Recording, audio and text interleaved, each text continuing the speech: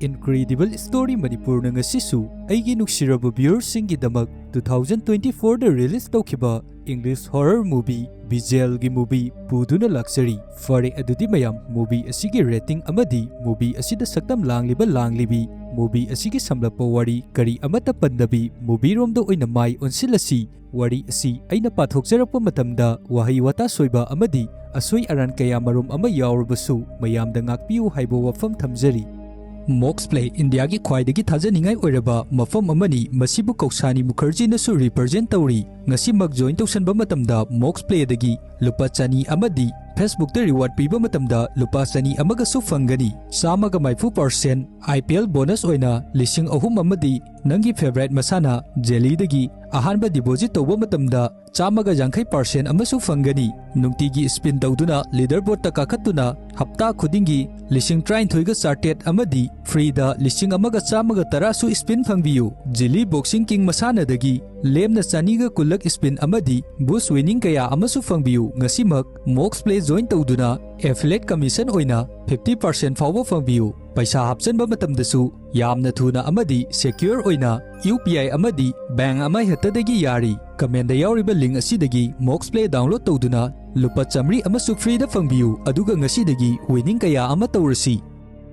film asina horakpada 1966 ki matamdagi horai matam asida angang nupa macha ama magi roomda sanaduna leirami asumna angang asina sanaduna leiringai magi mamana kauraklambi masidagi angang asi bathroom tamna chensilaktuna basement gi thong amabu hangdorai aduga thong adu hangdoktuna mafam aduda magi mamaga unarami matang asida aikoina angang asigi mama asibu uba matamda mayamga manadaba amadi akiba kaya amasu fawrambi aduga angang asigi mafamda mamana mahak chak yamna lame aduna mana chanabagi damak karigumba kharabu porao haiduna hairami masidagi angang aduna kitchen da yamna thuna laklaba matungda apple amabu paiduna amuk mamagi manakta laami aduga apple adu mamada piraduna mama aduna apple adu chaba loiraba matungda machanupagi mafamda machanupagi maruk mamanabasing adu mafam asida puduna lau haiduna machanupagi mafamda hairambi asumna mamaga makhoi ani wari sanaduna leiringai matam asida angang adugi mapa adu yum asida laami aduga angang adugi mafamda nahak namagi mafamdagi yamna lapna leyu haiduna laurai asumna hek laurakpaga angang adugi mama aduna angang adubu phakhirami aduga khudakta angang adubu adumak mama aduna chathokhirami asumna ulaba matung sin asi kat tawduna amuk 1987 gi matamda ulaklami matam asida ikoina cameraman amabu uba fangi mahakna hero kauba nupa amagi mayumda documentary macha ama namnabagi damak laklibani hauzik heron gi mayum asida karigumba mayamga manadaba thodok amabu thokle maram aduna magi mayum asida documentary adu namnabagi damak cameraman asi kauribani aduga heronna cameraman adugi mafamda ising kharabu pithak ami aduga asumna cameraman adugi mafamda hairi mana hojik namgadoriba documentary asi ma amadi makhoigi family gi maramdani hairambi aduga makhatana heronna cameraman adugi mafamda hairi matam kharagi mamangda magi nupi amadi magi macha adu leikhidre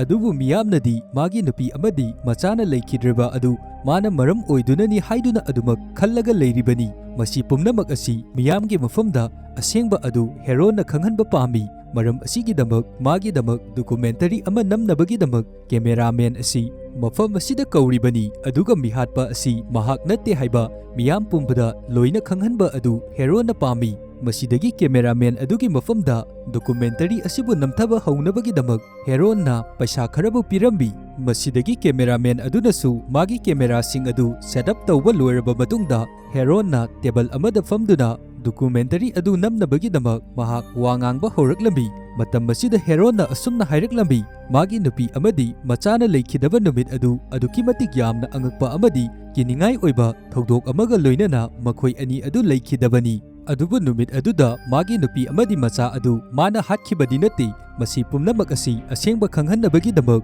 cameraman adu herona makhoigi leiriba basement aduda puduna laami aduga basement adugi mafam amada khudombi thillaba matungda asumna hairaklambi mafam asidani magi nupina yamna phibom kaina siduna leiramba adu adubu numit aduda mahakti thabak amagi damak chathokhibani adubu mana halakpa matamda mafam asida magi nupi adu aduki matik yamna angakpa mawongda phibam kaina mahak siduna leirambani ꯑꯗꯨꯒ ꯃꯥꯒꯤ ꯅꯨꯄꯤꯒꯤ ꯃꯥꯏꯊꯣꯡ ꯑꯗꯨ ꯍꯦꯛ ꯎꯕ ꯃꯇꯝꯗ ꯃꯍꯥꯛꯅ ꯌꯥꯝꯅ ꯑꯀꯤꯕ ꯄꯣꯠꯁꯛ ꯑꯃꯕꯨ ꯎꯕꯒꯤ ꯃꯇꯧꯒꯨꯝ ꯃꯁꯥ ꯑꯗꯨ ꯌꯥꯝꯅ ꯀꯤꯅ ꯂꯩꯕꯒꯤ ꯃꯑꯣꯡ ꯑꯗꯨ ꯃꯥꯅ ꯎꯕ ꯐꯪꯈꯤꯕꯅꯤ꯫ ꯑꯗꯨꯒ ꯃꯥꯒꯤ ꯃꯈꯨꯠ ꯑꯃꯗꯤ ꯃꯈꯣꯡꯗꯁꯨ ꯌꯥꯝꯅ ꯑꯉꯛꯄ ꯃꯥꯔꯛ ꯀꯌꯥ ꯑꯃꯁꯨ ꯂꯩꯔꯝꯃꯤ꯫ ꯃꯥꯒꯤ ꯅꯨꯄꯤꯒꯤ ꯃꯁꯥꯗ ꯇꯥꯔꯝꯂꯤꯕ ꯃꯥꯔꯛ ꯑꯗꯨ ꯀꯔꯤꯒꯨꯝꯕ ꯃꯤꯑꯣꯏ ꯅꯠꯇ꯭ꯔꯒ ꯖꯤꯕ ꯑꯃꯅ ꯆꯤꯛꯈꯤꯕꯒꯤ ꯖꯥꯈꯨꯟ ꯉꯥꯛꯇꯅꯤ ꯇꯥꯔꯤꯕ ꯑꯗꯨ꯫ ꯑꯗꯨꯒ ꯄꯨꯂꯤꯁꯁꯤꯡ ꯑꯗꯨꯅ ꯏꯟꯚꯦꯁꯇꯤꯒꯦꯁꯟ ꯇꯧꯔꯕ ꯃꯇꯨꯡꯗ ꯇꯥꯔꯝꯂꯤꯕ ꯖꯥꯈꯨꯟꯁꯤꯡ ꯑꯗꯨ ꯍꯦꯔꯣꯟꯒꯤ ꯅꯠꯇꯦ ꯍꯥꯏꯕꯗꯒꯤ ꯃꯍꯥꯛ ꯍꯧꯖꯤꯛ ꯐꯥꯎꯕ ꯑꯦꯔꯦꯁ ꯇꯧꯗꯕꯤ ꯃꯐꯝ ꯑꯁꯤꯗ ꯑꯗꯨꯃꯛ ꯂꯩꯔꯤꯕꯅꯤ ꯍꯥꯏꯗꯨꯅ ꯍꯥꯏꯔꯝꯃꯤ꯫ ꯃꯁꯤꯗꯒꯤ ꯃꯈꯥ ꯇꯥꯅ ꯑꯃꯨꯛ ꯀꯦꯃꯦꯔꯥꯃꯦꯟ ꯑꯗꯨꯅ ꯍꯦꯔꯣꯟꯒꯤ ꯃꯐꯝꯗ ꯃꯥꯒꯤ ꯃꯆꯥꯅꯨꯄꯥ ꯑꯗꯨꯒꯤ ꯃꯔꯝꯗ ꯑꯃꯨꯛ ꯍꯪꯉꯛꯏ꯫ ꯃꯇꯝ ꯑꯁꯤꯗꯗꯤ ꯍꯦꯔꯣꯟ ꯑꯗꯨ ꯃꯥꯒꯤ ꯃꯆꯥꯅꯨꯄꯥꯒꯤ ꯃꯔꯝꯗꯗꯤ ꯀꯔꯤꯒꯨꯝꯕ ꯑꯃꯠꯇꯕꯨ ꯍꯥꯏꯌꯨ ꯍꯥꯏꯕ ꯌꯥꯔꯝꯗꯦ꯫ ꯃꯈꯣꯏꯅ ꯅꯝꯃꯤꯕ ꯗꯣꯀꯨꯃꯦꯟꯇꯔꯤ ꯑꯁꯤꯗꯗꯤ ꯃꯥꯒꯤ ꯃꯆꯥꯅꯨꯄꯥꯒꯤꯁꯨ ꯃꯔꯝ ꯌꯥꯎꯒꯗꯣꯔꯤꯕꯅꯤ꯫ ꯑꯗꯨꯕꯨ ꯍꯦꯔꯣꯟꯅ ꯍꯧꯖꯤꯛ ꯃꯥꯒꯤ ꯃꯆꯥꯅꯨꯄꯥꯒꯤ ꯃꯔꯝꯗꯗꯤ ꯀꯔꯤꯒꯨꯝꯕ ꯑꯃꯠꯇ ꯍꯥꯏꯌꯨ ꯍꯥꯏꯕ ꯌꯥꯔꯝꯗꯦ꯫ ꯃꯁꯤꯗꯒꯤ ꯀꯦꯃꯦꯔꯥꯃꯦꯟ ꯑꯗꯨꯒꯤ ꯃꯐꯝꯗ ꯍꯦꯔꯣꯟꯅ ꯑꯔꯤꯕ ꯐꯣꯇꯣ ꯀꯌꯥ ꯑꯃꯕꯨ ꯎꯠꯂꯝꯃꯤ꯫ ꯐꯣꯇꯣ ꯑꯁꯤꯗ ꯑꯉꯥꯡ ꯃꯌꯥꯝ ꯑꯃ ꯃꯄꯥꯟꯗ ꯁꯥꯟꯅꯗꯨꯅ ꯂꯩꯕꯒꯤ ꯐꯣꯇꯣꯁꯨ ꯌꯥꯎꯔꯝꯃꯤ꯫ ꯑꯗꯨꯒ ꯐꯣꯇꯣ ꯑꯗꯨꯗ ꯈꯨꯗꯣꯝꯕꯤ ꯊꯤꯟꯗꯨꯅ ꯍꯦꯔꯣꯟꯅ ꯑꯁꯨꯝꯅ ꯍꯥꯏꯔꯛꯂꯝꯃꯤ, ꯃꯐꯝ ꯑꯁꯤꯒꯤ ꯑꯅꯛꯄꯗ ꯍꯤꯡꯆꯥꯕꯤ ꯂꯩ ꯍꯥꯏꯗꯨꯅ ꯀꯅꯥꯒꯨꯝꯕ ꯑꯃꯠꯇꯕꯨ ꯆꯪꯉꯛꯇꯕꯅꯤ꯫ ꯃꯈꯣꯏꯒꯤ ꯌꯨꯝ ꯑꯁꯤꯒꯤ ꯃꯅꯥꯛꯇ ꯀꯅꯥꯒꯨꯝꯕ ꯑꯃꯠꯇꯅ ꯅꯛꯅ ꯆꯪꯁꯤꯜꯂꯛꯇꯕꯅꯤ ꯍꯥꯏꯗꯨꯅ ꯃꯐꯝ ꯑꯁꯤꯗ ꯍꯦꯔꯣꯟ ꯑꯁꯤ ꯍꯥꯟꯅꯒ ꯃꯥꯟꯅꯗꯕ ꯃꯑꯣꯡꯗ ꯌꯥꯝꯅ ꯀꯟꯅ ꯅꯣꯛꯂꯛꯂꯝꯃꯤ꯫ ꯑꯁꯤꯒꯨꯝꯕ ꯍꯦꯔꯣꯟꯒꯤ ꯃꯇꯧ ꯑꯁꯤꯗ ꯀꯦꯃꯦꯔꯥꯃꯦꯟ ꯑꯗꯨꯁꯨ ꯌꯥꯝꯅ ꯍꯩꯅꯔꯛꯇ꯭ꯔꯗꯨꯅ ꯃꯐꯝ ꯑꯁꯤꯗꯒꯤ ꯆꯠꯂꯒꯦ ꯍꯥꯏꯗꯨꯅ ꯇꯧꯔꯝꯃꯤ꯫ ꯑꯗꯨꯕꯨ ꯃꯥꯅ ꯆꯠꯂꯒꯦ ꯇꯧꯕ ꯃꯇꯝ ꯑꯁꯤꯗ ꯍꯦꯔꯣꯟꯅ ꯃꯥꯕꯨ ꯈꯥꯝꯂꯝꯃꯤ꯫ ꯑꯗꯨꯒ ꯃꯥꯒꯤ ꯃꯐꯝꯗ ꯌꯥꯝꯂꯕ ꯁꯦꯟꯐꯝ ꯀꯌꯥ ꯑꯃꯕꯨ ꯑꯃꯨꯛ ꯄꯤꯁꯜꯂꯛꯏ꯫ ꯑꯗꯨꯒ ꯍꯥꯏꯔꯛꯏ, ꯃꯥꯒꯤ ꯗꯣꯀꯨꯃꯦꯟꯇꯔꯤ ꯑꯁꯤ ꯅꯝꯕ ꯂꯣꯏꯗ꯭ꯔꯤꯕ ꯐꯥꯎꯕ ꯅꯍꯥꯛ ꯆꯠꯄ ꯌꯥꯔꯣꯏ, ꯃꯗꯨꯒꯤꯗꯃꯛ ꯅꯪꯒꯤ ꯅꯐꯝꯗ ꯑꯩꯅ ꯑꯍꯦꯟꯕ ꯆꯥꯔꯖ ꯀꯌꯥ ꯑꯃꯁꯨ ꯄꯤꯒꯅꯤ ꯍꯥꯏꯔꯝꯃꯤ꯫ ꯃꯁꯤꯗꯒꯤ ꯀꯦꯃꯦꯔꯥꯃꯦꯟ ꯑꯗꯨꯁꯨ ꯑꯃꯨꯛ ꯍꯟꯅ ꯃꯥꯒꯤ ꯗꯣꯀꯨꯃꯦꯟꯇꯔꯤ ꯑꯗꯨ ꯅꯝꯅꯕꯒꯤꯗꯃꯛ ꯀꯦꯃꯦꯔꯥ ꯑꯗꯨ ꯑꯣꯟ ꯇꯧꯗꯨꯅ ꯅꯝꯕ ꯍꯧꯔꯛꯏ꯫ ꯑꯗꯨꯒ ꯃꯊꯟꯗ ꯕꯦꯁꯃꯦꯟ ꯃꯅꯨꯡ ꯑꯗꯨꯗ ꯆꯪꯗꯨꯅ ꯕꯦꯁꯃꯦꯟ ꯑꯗꯨꯒꯤ ꯑꯀꯣꯏꯕ ꯑꯗꯨ ꯁ꯭ꯂꯣ ꯃꯣꯁꯟꯗ ꯊꯥꯗꯨꯅ ꯇꯞꯅ ꯀꯦꯃꯦꯔꯥ ꯑꯗꯨ ꯀꯥꯞꯄ ꯍꯧꯔꯛꯂꯝꯃꯤ꯫ ꯃꯥꯅ ꯑꯁꯨꯝ ꯀꯦꯃꯦꯔꯥ ꯑꯗꯨ ꯀꯥꯞꯄ ꯃꯇꯝꯗ ꯃꯥꯒꯤ ꯀꯦꯃꯦꯔꯥꯒꯤ ꯕ꯭ꯔꯥꯏꯠꯅꯦꯁ ꯑꯗꯨ ꯂꯩꯈꯠꯇꯨꯅ ꯌꯦꯡꯂꯨꯕ ꯃꯇꯝꯗ ꯕꯦꯁꯃꯦꯟ ꯃꯅꯨꯡ ꯑꯗꯨꯗ ꯀꯔꯤꯒꯨꯝꯕ ꯃꯤ ꯃꯥꯟꯕ ꯀ꯭ꯔꯦꯆꯔ ꯑꯃꯕꯨ ꯎꯔꯝꯃꯤ꯫ ꯃꯁꯤꯕꯨ ꯎꯗꯨꯅ ꯀꯔꯤꯒꯨꯝꯕ ꯑꯃꯠꯇ ꯍꯥꯏꯕ ꯅꯪꯗ꯭ꯔꯤꯉꯩ ꯕꯦꯁꯃꯦꯟ ꯃꯊꯛ ꯑꯗꯨꯗꯒꯤ ꯍꯦꯔꯣꯟꯅ ꯃꯥꯕꯨ ꯀꯧꯔꯛꯂꯝꯃꯤ꯫ ꯑꯗꯨꯒ ꯀꯦꯃꯦꯔꯥꯃꯦꯟ ꯑꯗꯨꯒꯤ ꯃꯐꯝꯗ ꯍꯦꯔꯣꯟꯅ ꯚꯤꯗꯤꯑꯣ ꯑꯃꯕꯨ ꯎꯠꯂꯛꯂꯝꯃꯤ꯫ ꯚꯤꯗꯤꯑꯣ ꯀ꯭ꯂꯤꯞ ꯑꯁꯤꯗ ꯌꯥꯎꯔꯤꯕ ꯑꯁꯤ ꯍꯦꯔꯣꯟꯒꯤ ꯅꯨꯄꯤ ꯑꯗꯨꯅ ꯁꯤꯔꯝꯗꯥꯏꯒꯤ ꯃꯇꯝ ꯑꯗꯨꯗꯅꯤ꯫ ꯃꯥꯒꯤ ꯅꯨꯄꯤꯅ ꯁꯤꯔꯝꯗꯥꯏꯒꯤ ꯃꯇꯝ ꯑꯁꯤꯗ ꯃꯥꯒꯤ ꯃꯁꯥ ꯑꯁꯤ ꯑꯗꯨꯛꯀꯤ ꯃꯇꯤꯛ ꯌꯥꯝꯅ ꯋꯥꯅ ꯂꯩꯔꯝꯃꯤ꯫ ꯑꯗꯨꯕꯨ ꯃꯁꯤꯒꯤ ꯅꯥꯀꯟꯗ ꯍꯦꯔꯣꯟꯗꯤ ꯀꯔꯤ ꯑꯃꯠꯇ ꯊꯋꯥ ꯁꯥꯗꯕꯒꯤ ꯃꯑꯣꯡꯗ ꯅꯣꯛꯇꯨꯅ ꯑꯗꯨꯃꯛ ꯂꯩꯔꯤꯕ ꯑꯁꯤ ꯎꯔꯝꯃꯤ꯫ ꯍꯦꯔꯣꯟꯒꯤ ꯅꯨꯄꯤꯅ ꯌꯥꯝꯅ ꯋꯥꯅ ꯃꯁꯥ ꯑꯗꯨ ꯇꯧꯐꯝ ꯈꯪꯗ꯭ꯔꯗꯨꯅ ꯂꯩꯔꯤꯕ ꯑꯗꯨꯗ ꯍꯦꯔꯣꯟꯗꯤ ꯀꯔꯤ ꯑꯃꯠꯇ ꯈꯜꯂꯝꯗꯦ꯫ ꯑꯗꯨꯒ ꯍꯦꯔꯣꯟꯅ ꯃꯈꯥ ꯇꯥꯅ ꯑꯁꯨꯝꯅ ꯍꯥꯏꯔꯛꯂꯝꯃꯤ, ꯌꯨꯝ ꯑꯁꯤꯒꯤ ꯃꯈꯥꯗ ꯃꯤꯌꯥꯝꯅ ꯍꯤꯡꯆꯥꯕꯤ ꯂꯩ ꯍꯥꯏꯗꯨꯅ ꯈꯟꯅꯔꯤꯕꯅꯤ꯫ ꯑꯗꯨꯒ ꯍꯤꯡꯆꯥꯕꯤ ꯑꯗꯨꯅ ꯑꯗꯨꯃꯛ ꯃꯤꯑꯣꯏꯕꯁꯤꯡꯕꯨ ꯃꯁꯤꯗ ꯄꯨꯁꯟꯗꯨꯅ ꯆꯥꯏ ꯍꯥꯏꯗꯨꯅ ꯑꯗꯨꯃꯛ ꯃꯌꯥꯝꯅ ꯂꯧꯅꯔꯤꯕꯅꯤ ꯍꯥꯏꯔꯝꯃꯤ꯫ ꯑꯁꯨꯝꯅ ꯍꯥꯏꯔꯛꯂꯤꯕ ꯑꯁꯤꯗ ꯀꯦꯃꯦꯔꯥꯃꯦꯟ ꯑꯗꯨꯗꯤ ꯃꯁꯥꯗ ꯌꯥꯝꯅ ꯍꯩꯅꯗꯕ ꯑꯃ ꯐꯥꯎꯔꯛꯂꯝꯃꯤ꯫ ꯑꯁꯨꯝꯅ ꯂꯩꯔꯤꯉꯩ ꯃꯇꯝ ꯑꯁꯤꯗ ꯀꯦꯃꯦꯔꯥꯃꯦꯟ ꯑꯗꯨ ꯃꯊꯟꯗ ꯋꯥꯟꯊꯔꯛꯂꯝꯃꯤ꯫ ꯑꯗꯨꯒ ꯀꯦꯃꯦꯔꯥꯃꯦꯟ ꯑꯗꯨꯅ ꯃꯤꯀꯞ ꯊꯣꯛꯂꯛꯄ ꯃꯇꯝꯗ ꯍꯦꯔꯣꯟ ꯑꯗꯨ ꯀꯅꯥꯒꯨꯝꯕ ꯅꯨꯄꯤ ꯑꯃꯒ ꯋꯥꯔꯤ ꯁꯥꯟꯅꯗꯨꯅ ꯂꯩꯔꯝꯃꯤ꯫ ꯅꯨꯄꯤ ꯑꯗꯨ ꯍꯦꯔꯣꯟꯒ ꯉꯥꯏꯍꯥꯛ ꯋꯥꯔꯤ ꯁꯥꯟꯅꯔꯕ ꯃꯇꯨꯡꯗ ꯃꯐꯝ ꯑꯁꯤꯗꯒꯤ ꯑꯗꯨꯃꯛ ꯆꯠꯈꯤꯔꯝꯃꯤ꯫ ꯑꯗꯨꯒ ꯀꯦꯃꯦꯔꯥꯃꯦꯟ ꯑꯁꯤꯅ ꯒ꯭ꯌꯥꯟ ꯇꯥꯔꯛꯄ ꯃꯇꯝ ꯑꯁꯤꯗ ꯍꯦꯔꯣꯟꯒꯤ ꯃꯐꯝꯗ ꯃꯍꯥꯛ ꯃꯌꯨꯝꯗ ꯆꯠꯄ ꯄꯥꯝꯂꯦ ꯍꯥꯏꯗꯨꯅ ꯍꯥꯏꯔꯝꯃꯤ꯫ ꯑꯗꯨꯕꯨ ꯍꯦꯔꯣꯟꯅ ꯀꯦꯃꯦꯔꯥꯃꯦꯟ ꯑꯗꯨꯒꯤ ꯃꯐꯝꯗ ꯍꯥꯏꯔꯛꯏ, ꯅꯪꯅ ꯉꯁꯥꯏ ꯃꯐꯝ ꯑꯁꯤꯗ ꯂꯥꯛꯄ ꯃꯇꯝꯗ ꯑꯩꯅ ꯅꯪꯉꯣꯟꯗ ꯄꯤꯊꯛꯈ꯭ꯔꯤꯕ ꯏꯁꯤꯡ ꯑꯗꯨꯗ ꯑꯩꯅ ꯅꯪꯕꯨ ꯇꯨꯝꯅꯤꯡꯅꯕꯒꯤꯗꯃꯛ ꯍꯤꯗꯥꯛ ꯍꯥꯞꯆꯤꯟꯈ꯭ꯔꯕꯅꯤ, ꯃꯔꯝ ꯑꯗꯨꯅꯅꯤ ꯅꯪ ꯈꯪꯍꯧꯗꯕꯤ ꯋꯥꯟꯊꯔꯛꯂꯤꯕꯗꯣ ꯍꯥꯏꯔꯝꯃꯤ꯫ ꯑꯗꯨꯒ ꯍꯧꯖꯤꯛꯇꯤ ꯀꯦꯃꯦꯔꯥꯃꯦꯟ ꯑꯁꯤꯁꯨ ꯃꯈꯣꯡ ꯃꯈꯨꯠ ꯂꯣꯏꯅ ꯄꯨꯟꯁꯤꯟꯗꯨꯅ ꯂꯩꯔꯝꯃꯤ꯫ ꯑꯗꯨꯒ ꯍꯧꯖꯤꯛ ꯀꯦꯃꯦꯔꯥꯃꯦꯟ ꯑꯁꯤꯕꯨ ꯃꯐꯝ ꯑꯁꯤꯗ ꯄꯨꯟꯗꯨꯅ ꯊꯝꯂꯤꯕꯒꯤ ꯃꯔꯝꯗꯤ ꯍꯦꯔꯣꯟꯅ ꯃꯍꯥꯛꯄꯨ ꯃꯐꯝ ꯑꯁꯤꯗ ꯂꯩꯔꯤꯕ ꯍꯤꯡꯆꯥꯕꯤ ꯑꯗꯨꯗ ꯄꯤꯖꯅꯕꯒꯤꯗꯃꯛꯇꯅꯤ꯫ ꯍꯦꯔꯣꯟꯅ ꯇꯧꯔꯤꯕ ꯊꯕꯛ ꯑꯁꯤ ꯌꯨꯝ ꯑꯁꯤꯗ ꯂꯥꯛꯄ ꯃꯤꯄꯨꯝ ꯈꯨꯗꯤꯡꯃꯛꯄꯨ ꯐꯥꯗꯨꯅ ꯊꯝꯕ ꯑꯁꯤ ꯃꯥꯒꯤ ꯃꯊꯧꯅꯤ꯫ ꯑꯗꯨꯒ ꯃꯈꯥ ꯇꯥꯅ ꯍꯦꯔꯣꯟꯅ ꯀꯦꯃꯦꯔꯥꯃꯦꯟ ꯑꯗꯨꯒꯤ ꯃꯐꯝꯗ ꯑꯁꯨꯝꯅ ꯍꯥꯏꯔꯛꯏ, ꯑꯩꯅ ꯅꯪꯕꯨ ꯃꯐꯝ ꯑꯁꯤꯗ ꯀꯧꯔꯤꯕ ꯑꯁꯤ ꯑꯩꯅ ꯅꯪꯕు ꯈꯟꯕ ꯅꯠꯇꯦ, ꯍꯤꯡꯆꯥꯕꯤ ꯑꯗꯨꯅ ꯅꯪꯕꯨ ꯆꯥꯅꯕꯒꯤꯗꯃꯛ ꯃꯁꯥꯅ ꯆꯥꯅꯤꯡꯕ ꯃꯤꯑꯣꯏ ꯑꯗꯨ ꯈꯜꯂꯤꯕꯅꯤ꯫ ꯃꯔꯝ ꯑꯗꯨꯒꯤꯗꯃꯛ ꯑꯩꯅ ꯅꯪꯕꯨ ꯃꯐꯝ ꯑꯁꯤꯗ ꯂꯥꯡ ꯊꯥꯛꯇꯨꯅ ꯐꯥꯔꯤꯕꯅꯤ꯫ ꯑꯗꯨꯒ ꯍꯤꯡꯆꯥꯕꯤ ꯑꯗꯨ ꯃꯁꯥꯅ ꯃꯁꯥꯕꯨ ꯕꯤꯖꯦꯜ ꯍꯥꯏꯗꯨꯅꯁꯨ ꯃꯃꯤꯡ ꯑꯗꯨ ꯊꯣꯟꯖꯩ ꯍꯥꯏꯔꯝꯃꯤ꯫ ꯑꯗꯨꯒ ꯍꯦꯔꯣꯟꯅ ꯀꯦꯃꯦꯔꯥꯃꯦꯟ ꯑꯗꯨꯒꯤ ꯃꯐꯝꯗ ꯃꯈꯥ ꯇꯥꯅ ꯑꯁꯨꯝꯅ ꯍꯥꯏꯔꯛꯏ, ꯃꯐꯝ ꯑꯁꯤꯗ ꯂꯩꯔꯤꯕ ꯍꯤꯡꯆꯥꯕꯤ ꯑꯁꯤ ꯆꯍꯤ ꯆꯥ ꯀꯌꯥꯗꯒꯤ ꯕꯦꯁꯃꯦꯟ ꯑꯁꯤꯒꯤ ꯃꯈꯥꯗ ꯑꯗꯨꯃꯛ ꯂꯩꯔꯛꯂꯤꯕꯅꯤ, ꯍꯧꯖꯤꯛꯁꯨ ꯑꯗꯨꯃꯛ ꯂꯩꯔꯤ, ꯃꯈꯥ ꯇꯥꯅꯁꯨ ꯑꯗꯨꯃꯛ ꯂꯩꯈꯤꯒꯅꯤ, ꯃꯔꯝꯗꯤ ꯃꯥꯒꯤꯗꯃꯛ ꯋꯥꯠꯇꯅꯕ ꯃꯤ ꯀꯌꯥꯃꯔꯣꯝ ꯑꯃꯕꯨ ꯑꯩꯅ ꯃꯐꯝ ꯑꯁꯤꯗ ꯄꯨꯔꯛꯇꯨꯅ ꯑꯗꯨꯃꯛ ꯄꯤꯖꯗꯨꯅ ꯊꯝꯂꯤꯕꯅꯤ꯫ Maram asina mafam asigi akoibada leiriba mipum khudimakna yum asigi manakta naksina changba adu pamde. Maram aduna ainasu mafam asigi akoibada leiriba mi khudingmakpu lang thaktuna faraga Hingchabi asida adumak pijanabagidamag yamna kanna hotnaduna leiribani. Aduga Hingchabi asi chahi chahum khudinggi magi oiba macha amamambu poi. Aduga Hingchabi asina miyoibagi sadong nataba atopa posak kari amatabu chade. Maram aduna ainasu mafam asida nakhoigumba kaya amabu Hingchabi asigidamak chakthak oiduna thamlibani. Aduga ai isamaksu Hingchabi asida kathoklabani. Ai isabu hingnabagidamak aigi nupi fawba Hingchabi asida pijathokhrabani. Aigi nupi adu siba matamda ai karigumba nungaitaba kharadi fawi. Adubu aigi isada karigumba ahenbadi kari amata fawde. Maramdi Hingchabi asida aina mabu pijadaba taragadi aisu soidabi sigadoribani. Maram aduna ngasi fawba ai isabu kanjanabagidamak Hingchabi asida miyoi kayabu phaduna pijabagi thabak asi aina tawduna aina hingbagi punsigi lambi adu oiduna laklibani. Aduga haujikti heron asi atopa atombi nupi amasu thirami. Aduga mana hantak lawriba anauba nupi asina herona tawriba thabak asida mateng kaya amasu panglami. Aduga manasu mafam asida Hingchabi asigidamak miyoi kaya amabu phaduna poraktuna laklibani. Herongi atombi nupi aduni cameraman asina wakhan tarakpa matamda nupi amaga wari sanaduna mafam asidagi thokriba adu haujikti heron asisu mapung fana Hingchabi asina loina possess tawkhrabani. Maram aduna magi mamit asisu loina ngorok ngawrami. Aduga magi mamitki mayaida amuba macha amakhaktabuk leirami. Haujikti cameraman adunasu masabu kanjanabagidamak wari sanana magi pulliba makhut adu nanthoknaba yamna kanna hotnaribani. Magi makhut adu hek nanthokpaga manak nakpada leiramba screwdriver amabu paiduna yamna thuna herongi manakta changsilaktuna herongi mangaksam aduda screwdriver aduna thindatlami. Asumna hek screwdriver aduna thindatpa matamda heron adusu adumak mafam asida sirami. Asumna tawriba singasi basement makhada leiriba Hingchabi aduna sukhangbadagi yamna sauna Hingchabi adu mafam asida thoklaklami. Aduga cameraman asibu visual hairiba Hingchabi asina makok kakthatuna mafam asida adumak hatu ami. Matang asida film asi sin cut tawduna 2003 gi matamda amu ulaklami. 2003 gi matam asida nurse nupi amabu herongi mayum aduda laami. Mahakna haujik lakliba asi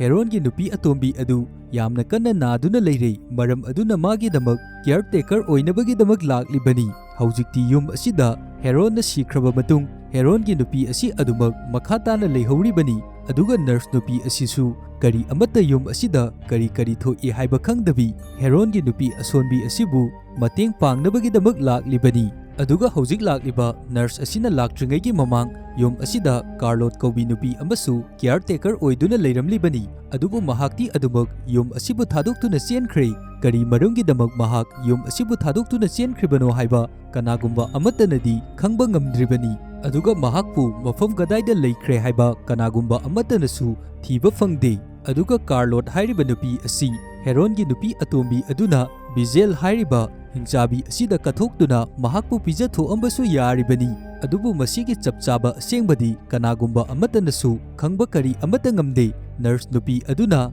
herongi nupi atombi adugi manakta changsilakpa matamda herongi nupi atombi adudi adumak yamna hainadaba mawongda noktuna leirami. Herongi nupina nokliba khunok asida caretaker oiba lakliba nurse adudi masada hainadaba fawrami. Adubu mahak kari amata khandaba saduna herongi nupi adugi mafamda nangna nokpa asi aduki matik yamna fajai hairambi. Adubu caretaker oiba lakliba nurse nupi asidi yum asigi situation yum asida kari thaudok thokli haiba masana kari amata khangba natte. Masidagi nurse nupi aduna herongi nupi na chanabagidamak karigumba kharabu pusalaklambi. Aduga mafam asigi akoiba adu asumak check tawba horaklambi. Mana asum check tawrakpa matamda floor da recording tape amabu taduna leirami. Mafam asida taduna leiramliba recording tape asi atai kana amaki natte mamangda caretaker oiramba Carlot hairiba nupi adugini. ꯑꯗꯨꯒ ꯃꯐꯝ ꯑꯁꯤꯗ nurse ꯅꯨꯄꯤ ꯑꯗꯨꯅ ꯍꯦꯔꯣꯟꯒꯤ ꯅꯨꯄꯤꯒꯤꯗꯃꯛ ꯇꯦꯞꯇ ꯏꯁꯩ ꯑꯃꯕꯨ ꯊꯥꯕꯤꯔꯝꯂꯕ ꯃꯇꯨꯡꯗ ꯃꯍꯥꯛ recorder ꯑꯗꯨ ꯄꯥꯏꯗꯨꯅ ꯃꯄꯥꯟꯗ ꯊꯣꯛꯅꯕꯒꯤꯗꯃꯛ ꯇꯧꯕ ꯃꯇꯝꯗ ꯀꯔꯤꯒꯨꯝꯕ ꯃꯈꯣꯜ ꯑꯃꯕꯨ ꯃꯇꯨꯡꯂꯣꯝꯗꯒꯤ ꯇꯥꯔꯛꯂꯝꯃꯤ꯫ ꯃꯥꯅ ꯇꯨꯡ ꯍꯟꯅ ꯌꯦꯡꯂꯛꯄ ꯃꯇꯝꯗꯗꯤ ꯍꯦꯔꯣꯟꯒꯤ ꯅꯨꯄꯤ ꯑꯗꯨ ꯍꯧꯖꯤꯛ ꯃꯊꯟꯗ ꯋꯥꯔꯤ ꯁꯥꯟꯅꯗꯨꯅ ꯃꯨꯔꯨꯝ ꯁꯣꯟꯗꯨꯅ ꯂꯩꯔꯝꯃꯤ꯫ ꯑꯗꯨꯒ ꯃꯥꯅ ꯉꯥꯡꯂꯤꯕ ꯑꯁꯤ ꯅꯨꯄꯤ ꯑꯃꯒꯤ ꯃꯔꯝꯗꯅꯤ꯫ ꯃꯥꯅ ꯍꯧꯖꯤꯛ ꯍꯥꯏꯔꯤꯕ ꯑꯁꯤ ꯃꯐꯝ ꯑꯁꯤꯗ ꯀꯤꯌꯔꯇꯦꯀꯔ ꯑꯣꯏꯗꯨꯅ ꯂꯩꯔꯝꯕ ꯀꯥꯔꯂꯣꯠ ꯑꯗꯨꯒꯤ ꯃꯔꯝꯗꯅꯤ꯫ ꯀꯥꯔꯂꯣꯠꯀꯤ ꯃꯅꯥꯎꯅꯨꯄꯤ ꯑꯗꯨꯕꯨꯁꯨ ꯑꯍꯥꯟꯕꯗ ꯍꯤꯡꯆꯥꯕꯤ ꯚꯤꯖꯨꯑꯦꯜ ꯑꯗꯨꯗ ꯄꯤꯖꯊꯣꯛꯂꯦ, ꯑꯗꯨꯒ ꯑꯅꯤꯁꯨꯕꯗ ꯀꯥꯔꯂꯣꯠ ꯑꯗꯨꯕꯨꯁꯨ ꯑꯃꯨꯛ ꯚꯤꯖꯨꯑꯦꯜ ꯑꯗꯨꯗ ꯄꯤꯊꯣꯛꯈꯤꯕꯅꯤ ꯍꯥꯏꯗꯨꯅ ꯑꯁꯨꯝꯅ ꯃꯊꯟꯗ ꯋꯥꯔꯤ ꯁꯥꯟꯅꯗꯨꯅ ꯂꯩꯔꯝꯃꯤ꯫ ꯃꯁꯤꯗꯒꯤꯗꯤ ꯍꯧꯖꯤꯛ ꯅꯔꯁ ꯑꯗꯨꯅꯁꯨ ꯈꯪꯂꯦ ꯃꯃꯥꯡꯗ ꯃꯐꯝ ꯑꯁꯤꯗ ꯀꯤꯌꯔꯇꯦꯀꯔ ꯑꯣꯏꯗꯨꯅ ꯂꯩꯔꯝꯕ ꯅꯨꯄꯤ ꯑꯗꯨ ꯌꯨꯝ ꯑꯁꯤꯗꯒꯤ ꯃꯊꯟꯗ ꯆꯦꯟꯈꯤꯕ ꯅꯠꯇꯦ꯫ ꯃꯍꯥꯛ ꯌꯨꯝ ꯑꯁꯤꯗ ꯀꯔꯤꯒꯨꯝꯕ ꯈꯨꯗꯣꯡꯊꯤꯕ ꯑꯃꯕꯨ ꯊꯣꯛꯈꯤꯕꯅꯤ꯫ ꯑꯗꯨꯒ ꯃꯥꯒꯤ ꯃꯃꯥꯡꯗ ꯃꯥꯒꯤ ꯍꯦꯛ ꯄꯣꯛꯃꯤꯟꯅꯕ ꯃꯅꯥꯎꯅꯨꯄꯤ ꯑꯗꯨꯕꯨꯁꯨ ꯃꯐꯝ ꯑꯁꯤꯗ ꯀꯤꯌꯔꯇꯦꯀꯔ ꯑꯣꯏꯗꯨꯅ ꯂꯩꯔꯝꯂꯤ ꯍꯥꯏꯕ ꯑꯁꯤ ꯋꯥꯐꯝꯁꯤꯡ ꯑꯁꯤ ꯈꯪꯂꯛꯄ ꯃꯇꯝꯗ ꯅꯔꯁ ꯑꯁꯤꯁꯨ ꯃꯁꯥꯗ ꯑꯗꯨꯛꯀꯤ ꯃꯇꯤꯛ ꯌꯥꯝꯅ ꯑꯀꯤꯕ ꯑꯃꯗꯤ ꯆꯤꯡꯅꯕ ꯀꯌꯥ ꯑꯃꯁꯨ ꯐꯥꯎꯔꯛꯂꯝꯃꯤ꯫ ꯃꯁꯤꯗꯒꯤ ꯌꯥꯝꯅ ꯊꯨꯅ ꯔꯨꯝ ꯑꯁꯤꯗꯒꯤ ꯊꯣꯛꯂꯛꯂꯕ ꯃꯇꯨꯡꯗ ꯇꯦꯞ ꯔꯦꯀꯣꯔꯗꯔ ꯑꯗꯨꯕꯨ ꯃꯥꯅ ꯄ꯭ꯂꯦ ꯇꯧꯗꯨꯅ ꯇꯥꯕ ꯍꯧꯔꯛꯏ꯫ ꯃꯇꯝ ꯑꯁꯤꯗ ꯀꯥꯔꯂꯣꯠ ꯍꯥꯏꯔꯤꯕ ꯅꯨꯄꯤ ꯑꯁꯤꯅ ꯇꯦꯞ ꯔꯦꯀꯣꯔꯗꯔ ꯑꯗꯨꯗ ꯐꯖꯅ ꯌꯨꯝ ꯑꯁꯤꯒꯤ ꯃꯇꯥꯡꯗ ꯑꯦꯛꯁꯄ꯭ꯂꯦꯟ ꯇꯧꯗꯨꯅ ꯂꯩꯔꯝꯃꯤ꯫ ꯃꯐꯝ ꯑꯁꯤꯗ ꯂꯩꯔꯤꯕ ꯍꯦꯔꯣꯟꯒꯤ ꯅꯨꯄꯤ ꯑꯁꯤ ꯃꯁꯥꯁꯨ ꯌꯥꯝꯅ ꯁꯣꯛꯂꯦ, ꯑꯗꯨꯒ ꯃꯍꯥꯛ ꯃꯤꯌꯥꯝꯒ ꯃꯥꯟꯅꯗꯦ꯫ ꯃꯥꯒꯤ ꯃꯑꯣꯡ ꯃꯇꯧ ꯑꯁꯤ ꯇꯣꯞ ꯇꯣꯞꯄꯤ꯫ ꯃꯥꯒꯤ ꯃꯁꯥꯗ ꯀꯔꯤꯒꯨꯝꯕ ꯃꯥꯟꯅꯗꯕ ꯃꯑꯣꯡ ꯀꯌꯥ ꯑꯃꯁꯨ ꯎꯕ ꯐꯪꯏ, ꯑꯗꯨꯒ ꯃꯥꯒꯤ ꯃꯁꯥ ꯑꯁꯤ ꯃꯇꯝ ꯀꯌꯥꯒꯤ ꯃꯃꯥꯡꯗꯒꯤ ꯑꯗꯨꯃꯛ ꯁꯣꯟꯖꯤꯜꯂꯛꯇꯨꯅ ꯂꯩꯔꯤꯕꯅꯤ꯫ ꯑꯗꯨꯒ ꯅꯣꯡꯃ ꯅꯣꯡꯃꯒꯤ ꯃꯥꯒꯤ ꯃꯁꯥ ꯑꯁꯤꯁꯨ ꯍꯦꯟꯅ ꯁꯣꯛꯆꯤꯜꯂꯛꯏ, ꯑꯗꯨꯒ ꯃꯍꯥꯛ ꯀꯔꯤꯒꯨꯝꯕ ꯑꯃꯠꯇꯁꯨ ꯆꯥꯗꯕꯤ ꯑꯗꯨꯃꯛ ꯂꯩꯔꯛꯂꯤꯕꯅꯤ꯫ ꯗꯣꯛꯇꯔꯅꯁꯨ ꯃꯍꯥꯛ ꯑꯁꯤ ꯀꯨꯏꯅ ꯍꯤꯡꯂꯔꯣꯏ ꯍꯥꯏꯗꯨꯅ ꯍꯥꯏꯔꯛꯈ꯭ꯔꯕꯅꯤ ꯍꯥꯏꯗꯨꯅ ꯑꯦꯛꯁꯄ꯭ꯂꯦꯟ ꯀꯌꯥ ꯑꯃ ꯇꯧꯔꯝꯃꯤ꯫ ꯑꯁꯨꯝꯅ ꯀꯥꯔꯂꯣꯠꯅ ꯍꯥꯏꯔꯤꯕꯁꯤꯡ ꯑꯁꯤ ꯅꯔꯁ ꯅꯨꯄꯤ ꯑꯗꯨꯅ ꯇꯦꯞ ꯔꯦꯀꯣꯔꯗꯔ ꯑꯗꯨꯗ ꯑꯗꯨꯃꯛ ꯇꯥꯗꯨꯅ ꯂꯩꯔꯤꯕꯅꯤ꯫ ꯀꯥꯔꯂꯣꯠꯅ ꯑꯃꯨꯛ ꯃꯈꯥ ꯇꯥꯅ ꯔꯦꯀꯣꯔꯗꯔ ꯑꯗꯨꯗ ꯑꯁꯨꯝꯅ ꯍꯥꯏꯔꯝꯃꯤ, ꯅꯣꯡꯃ ꯀꯥꯔꯂꯣꯠꯅ ꯍꯦꯔꯣꯟꯒꯤ ꯅꯨꯄꯤ ꯑꯁꯤꯒꯤ ꯀꯥꯗ ꯆꯦꯛ ꯇꯧꯅꯕꯒꯤꯗꯃꯛ ꯆꯪꯂꯨꯕ ꯃꯇꯝꯗ ꯃꯥ ꯃꯊꯟꯗ ꯃꯨꯔꯨꯝ ꯁꯣꯟꯗꯨꯅ wari kaya ama sanaduna leiramba thengnakhi matam aduda manasu khangkhi Carlotki manaunupi adusu Hingchabi aduda mana pizza thokibani haiba asi asumna recorder asi taduna leiba matamda nurse asisu aduki matik yamna ngaklambi aduga recorder asida makha tana yamna tapna herongi nupi aduna Hingchabi adugi mafamda Carlotki manaunupi sakriba aduna aroiba oiro haidunasu haiduna leirambi adubu Hingchabi aduna yamna sauba sakfam amada Carlotki manaunupi aduna aroiba oiba yaroi Carlot pusu sakhigani haiduna hairambi asumna tawriba singasi nurse aduna adumak recorder adudagi taduna leiribani asumna record asisu matang swaida loisinkhirami masidagi nurse asinasu haujikti mana caretaker oiba lakliba nupi asi karigumba amadi tawre haiba khanglei maram aduna mahaksu yum asida thokliba thodok asi karino haiba asengba amadi khangninglami maram asidagi asengba adu khangnabagi damak tape recorder adu Herongi nupigi nakanda thaduna thanami aduga mahak Herongi nupigi nakan aduda famduna Herongi nupi aduna kari bu nganglakke haibadu tanabagi damak asengba achumba kharabu khangdoklage haiduna leirambi asumna ngaina nurse nupi adudi adumak tumthakhirami adubu mana makeup tholokpa matamdadi Herongi nupi adu magi mamangda chapjungna leptuna leirambi aduga magi mamit adu ngorok ngauduna yamna hainadaba tamthiba minok amada noktuna mangonda munna yengduna leirambi hojik Herongi nupina leiriba mawong asi mahakpu kanagumba yamna sathiba diman amana possess tawkhibagi mawongdani asumna uba asida yamna khangna nurse nupi adu tumlamliba adudagi mikap tholaklambi ngasaidagi mana uriba asi magi mamang oiduna leirambi masidagi mana on tawduna thanamba tape recorder adu amuk taduna yengba matamda Herongi nupi aduna kanagumba amaga wari sanarambi aduga mahakna yamna tapna hojikti nangi apamba pumba loina lawba loikrabani aduna mi saba asi lepo haiduna Herongi nupi aduna hairambi adubu matam asida yamna akiba sathiba konjel amada Hingchabi nupi aduna hojiksu adumak leptana mi adu makhatana sakhigani mafam asida mana sagadawba mi kayamarom amabusu leiri haiduna hairi masida Herongi nupi aduna Hingchabi adugi mafamda hojikti kanagumba amatabu nangna awaba adu piraganu karigumba nangna lawsange hairabadi aibu oina lawsallo haiduna hairambi asumna record asi taringai recorder adudagi Hingchabi nupi aduna hello haiduna hairaklambi aduga nurse nupi aduna leiriba maninglom adudagi ꯀꯅꯥꯒꯨꯝꯕ ꯃꯤꯑꯣꯏ ꯈꯔꯅ ꯂꯥꯡꯕꯒꯤ ꯃꯈꯣꯟꯁꯨ ꯇꯥꯔꯛꯂꯝꯃꯤ꯫ ꯃꯁꯤꯗꯒꯤ ꯌꯥꯝꯅ ꯀꯤꯅ nurse ꯅꯨꯄꯤ ꯑꯗꯨꯅꯁꯨ ꯃꯐꯝ ꯑꯗꯨꯒꯤ ꯑꯀꯣꯏꯕ ꯑꯗꯨꯗ ꯀꯅꯥꯕꯨ ꯂꯩꯒꯦ ꯍꯥꯏꯗꯨꯅ ꯌꯦꯡꯂꯛꯂꯝꯃꯤ, ꯑꯗꯨꯕꯨ ꯃꯐꯝ ꯑꯁꯤꯗꯗꯤ ꯀꯅꯥꯒꯨꯝꯕ ꯑꯃꯠꯇꯕꯨ ꯂꯩꯕ ꯑꯗꯨ ꯃꯥꯅ ꯎꯔꯝꯗꯦ꯫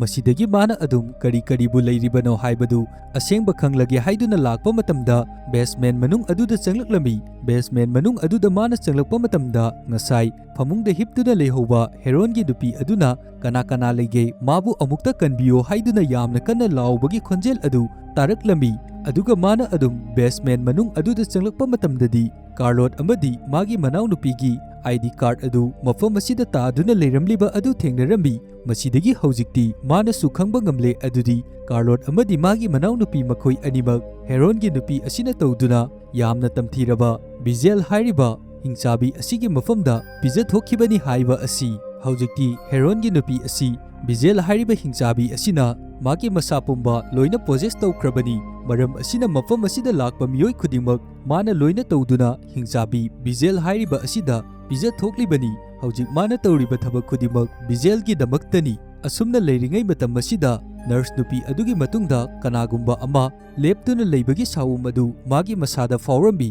ꯃꯁꯤꯗꯒꯤ ꯅꯔꯁ ꯅꯨꯄꯤ ꯑꯗꯨꯅꯁꯨ ꯃꯁꯥ ꯑꯗꯨ ꯑꯗꯨꯛꯀꯤ ꯃꯇꯤꯛ ꯌꯥꯝꯅ ꯀꯤꯔꯗꯨꯅ ꯕꯦꯁꯃꯦꯟ ꯃꯅꯨꯡ ꯑꯁꯤꯗ ꯃꯁꯥꯕꯨ ꯀꯟꯖꯅꯕꯒꯤꯗꯃꯛ ꯌꯥꯝꯅ ꯀꯟꯅ ꯆꯦꯟꯕ ꯍꯧꯔꯛꯂꯝꯃꯤ꯫ ꯃꯥꯅ ꯑꯁꯨꯝ ꯆꯦꯜꯂꯛꯄ ꯃꯇꯝꯗ ꯊꯣꯡ ꯑꯃꯕꯨ ꯊꯦꯡꯅꯔꯝꯃꯤ꯫ ꯊꯣꯡ ꯑꯁꯤꯒꯤ ꯃꯅꯨꯡꯗ ꯃꯥꯅ ꯆꯪꯂꯛꯄ ꯃꯇꯝꯗꯗꯤ ꯀꯥꯔꯂꯣꯠ ꯍꯥꯏꯔꯤꯕ ꯀꯤꯌꯔꯇꯦꯀꯔ ꯑꯣꯏꯗꯨꯅ ꯂꯩꯔꯝꯕ ꯅꯨꯄꯤ ꯑꯗꯨ ꯍꯧꯖꯤꯛ ꯐꯥꯎꯕ ꯁꯤꯗꯕꯤ ꯃꯐꯝ ꯑꯁꯤꯗ ꯂꯩꯔꯝꯃꯤ꯫ ꯑꯗꯨꯒ ꯍꯧꯖꯤꯛ ꯀꯥꯔꯂꯣꯠ ꯍꯥꯏꯔꯤꯕ ꯅꯨꯄꯤ ꯑꯁꯤꯁꯨ ꯃꯁꯥꯗ ꯆꯩꯅꯥꯈꯣꯟ ꯑꯗꯨ ꯌꯥꯝꯅ ꯋꯥꯅ ꯈꯥꯡꯗꯨꯅ ꯂꯩꯔꯝꯂꯤꯕꯅꯤ꯫ ꯃꯁꯤꯗꯒꯤ ꯅꯔꯁ ꯅꯨꯄꯤ ꯑꯗꯨꯅꯁꯨ ꯀꯥꯔꯂꯣꯠꯄꯨ ꯀꯟꯅꯕꯒꯤꯗꯃꯛ ꯃꯐꯝ ꯑꯁꯤꯗ ꯆꯪꯁꯤꯜꯂꯛꯄ ꯃꯇꯝꯗ ꯈꯪꯍꯧꯗꯕꯤ ꯕꯤꯖꯦꯜ ꯍꯥꯏꯔꯤꯕ ꯌꯥꯝꯅ ꯇꯝꯊꯤꯔꯕ ꯍꯤꯡꯆꯥꯕꯤ ꯅꯨꯄꯤ ꯑꯗꯨ ꯃꯐꯝ ꯑꯁꯤꯗ ꯊꯣꯛꯂꯛꯂꯝꯃꯤ꯫ ꯑꯗꯨꯒ ꯅꯔꯁ ꯅꯨꯄꯤ ꯑꯁꯤꯕꯨ ꯌꯥꯝꯅ ꯇꯝꯊꯤꯅ ꯃꯐꯝ ꯑꯁꯤꯗ ꯑꯗꯨꯃꯛ ꯍꯥꯠꯇꯣꯛꯈꯤꯔꯝꯃꯤ꯫ ꯃꯁꯤꯒꯤ ꯃꯇꯨꯡ ꯑꯩꯈꯣꯏꯗ ꯁꯤꯟ ꯑꯁꯤ ꯀꯠ ꯇꯧꯗꯨꯅ 2013ꯒꯤ ꯃꯇꯝꯗ ꯑꯃꯨꯛ ꯎꯠꯂꯛꯂꯝꯃꯤ꯫ ꯃꯇꯝ ꯑꯁꯤꯗ ꯂꯨꯍꯣꯡꯕꯗ ꯉꯥꯏꯔꯤꯕ ꯃꯇꯩ ꯃꯅꯥꯎ ꯑꯅꯤ ꯍꯦꯔꯣꯟꯒꯤ ꯌꯨꯝ ꯑꯁꯤꯗ ꯂꯩꯅꯕꯒꯤꯗꯃꯛ ꯂꯥꯛꯑꯝꯃꯤ꯫ ꯃꯐꯝ ꯑꯁꯤꯗ ꯂꯥꯛꯂꯤꯕ ꯅꯨꯄꯥ ꯑꯁꯤ ꯍꯦꯔꯣꯟꯒꯤ ꯅꯨꯄꯤ ꯑꯇꯣꯝꯕꯤ ꯑꯗꯨꯒꯤ ꯃꯆꯥꯅꯨꯄꯥꯅꯤ꯫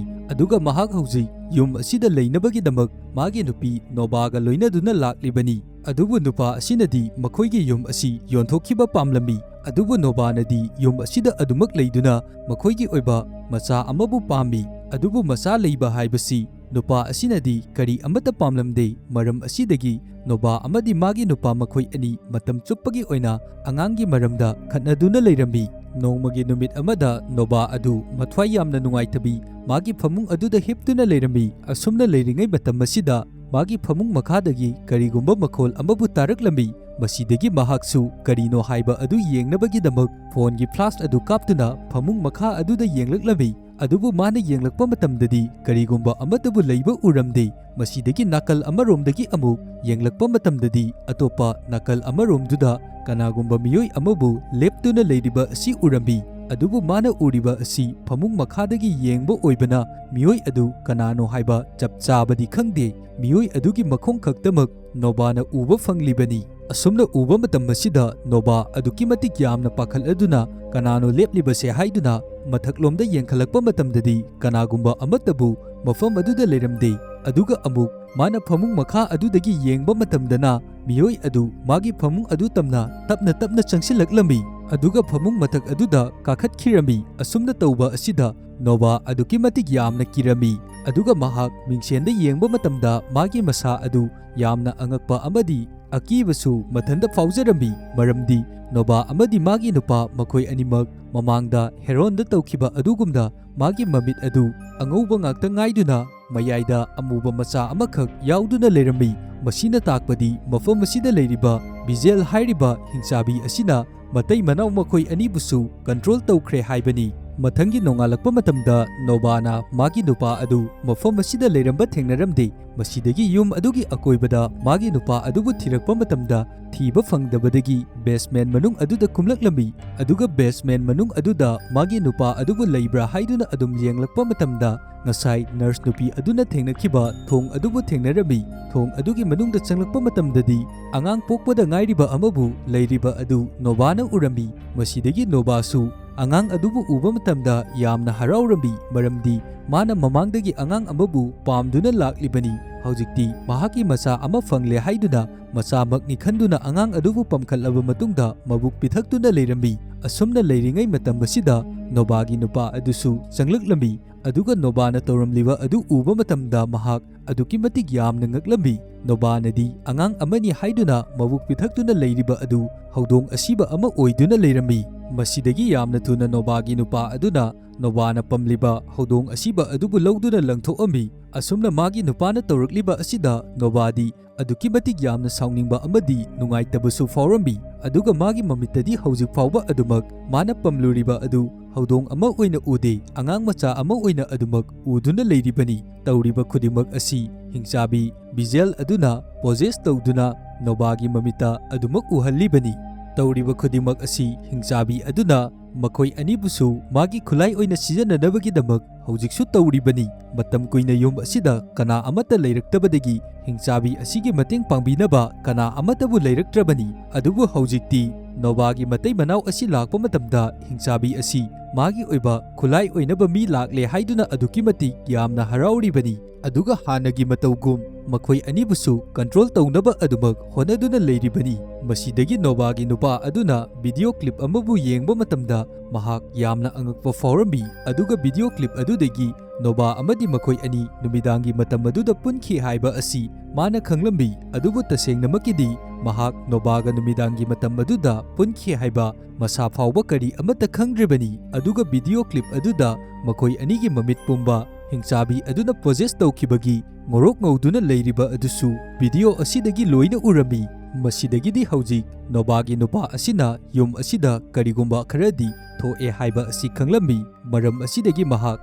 asengba adu karino haiba khangdoklage haiduna basement adugi manungda changlaklambi mana basement adugi manungda changlakpa matamda magi mapa heron na sijanaramba ariba camera amabu thengnarambi camera aduda mana video clip amabu yengba matamda magi mamana siramdagi matamda tawriba khudimak adusu loina urambi aduga magi mapana kari tawki haiba video clip asidagi hawjikti loina urambi aduga yamna tamthiraba visual hairiba hingchabi nupi adugi sakpambusu video clip asidagi loina urambi masi pumba asi uba matamda mahak yamna angakpa amadi masada akiba kaya amasu fawrambi hawjikti mahakna uriba asi karino asengbra natraga sengdabra haiba fawba masa mathanda angakpa fawrambi masidagi yamna thuna nobagi manakta amuk laami aduga nobagi mafamda magi nupa asina yum asibu thadoktuna yamna thuna chatkrasi mafam asida leibada kaya khudong chararoi haiduna hairami adubu nobanadi mana hairiba adu kari amata yaramde aduga asumna hairi madi hawjik yum asida leiba aduki matik yamna nungaire maram aduna yum asibu thadoktuna chatpa adu madi pamdre haiduna hairi asumna leiringai matam asida nobagi nupa adugi mafamda kol amabula ami kol asida nupa amana nobagi nupa adugi mafamda hawjik makhoina leiriba yum asibu leirage haiduna hairi wafam asi taba matamda nobagi nupadi aduki matik yamna haraurami aduga nupa aduna yum asibu leirage haiba adusu yarami numidangi matamda noba amadi magi nupa makhoi anina yum asida leiba matamda nobagi mafamda asumna hairi hawjikti aikhoigi yum asi kanagumba miyoi amada yonthoklamlagadabani aduga aikhoina Parista oina chattuna leirurasi hairami hawjikti nobasu magi mapuroibana hairiba wafam asi taba matamda aduki matik yamna haraurami aduga harauramliba sakfam adu hongduna yamna akiba tamthiba mong amada yamna kanna nolaktuna nobana magi nupagi mafamda attack tawraklami asumna hek tawrakpaga nobagi nupa adu mikap thoklaklami ngasaidagi tawriba khudimak magi mamang oiduna leirami asumna nobagi nupana hek mikap tholakpaga asengba makisu noba adu makuta tahang ama paiduna magi nupa adubu hanjina thang aduna thinduna hatu ami aduga hawjikti nobasu mahak pregnant oirabani masi pumnamak asi visual hairiba hingchabi aduna control tawduna loina tawhaliba ngaktani aduga visual hairiba hingchabi nupi asina chahi chahum khudigi angang amamam su charambi maram aduna angang adubu chanabagi damak noba asibu mahakna pregnant oihanba oirami thokliba thodok khudimak asi visual hairiba hingchabi nupi asina control tawraba matungda Noba amadi magi mapuroiba makhoi ani numidangi matamda tuminna halaba matungda angang asibu poknaba pregnant oihalibani asigi matung Nobagi mapuroiba asibu hatkraba numit kharanigi matungda Noba asi angang ama poklaklami angang asi hek pokpaga Bijel hairiba Hingchabi nupi asi mafam asida laambi aduga pokpada ngairiba angang adubu mana aduma khudakta chathokkhirami asumna hek pokpada ngairiba angang ama chaba matam asida Hingchabi nupi asigidi aduki matik yamna masada kangkhalakpa amadi power hengalakpa haibadu oirami aduga Noba hairiba nupi asidi angang adu unaba matamda adumak mahak sirami masidagi sin asi change tawduna aikhoida yum asida atopa family ama amuk leinabagi damak laami asumna lakpa asida Bijel hairiba Hingchabi adudi magi mathangi oiba target asi lakle haiduna aduki matik yamna haraurami aduga herongi family adubusu Hingchabi nupi asina adumak loina hatokhrabani aduga mathang manau naina Carlot amadi nurse nupi caretaker makhoi khudimak loinamak Hingchabi asina hatoktuna mathang manau naina adumak magi sarkan asida loiba khamba naidabi mathang mioi sing asibu hatuna adumak Hingchabi asina maning makhatamna yum asida leiriba asi ullaba matungda film asi matang swaida loisin khirami ngasigi aigi movie explanation asida wahi wata soiba amadi asoi aran kaya marom ama yaurabasu mayamgi mafamda ngakpiu haiba wafam thamjari aduga mayamna channel asibu ahanba thengnabiba oiragadi channel asibu like share amadi hype namsin birambasu kaubiganu fare adudi mayam ngasigi di matang swaida kainarasi matung tarakpa movie amada amuk mayam punna thengnarasi incredible story Manipur na ngasisu aigi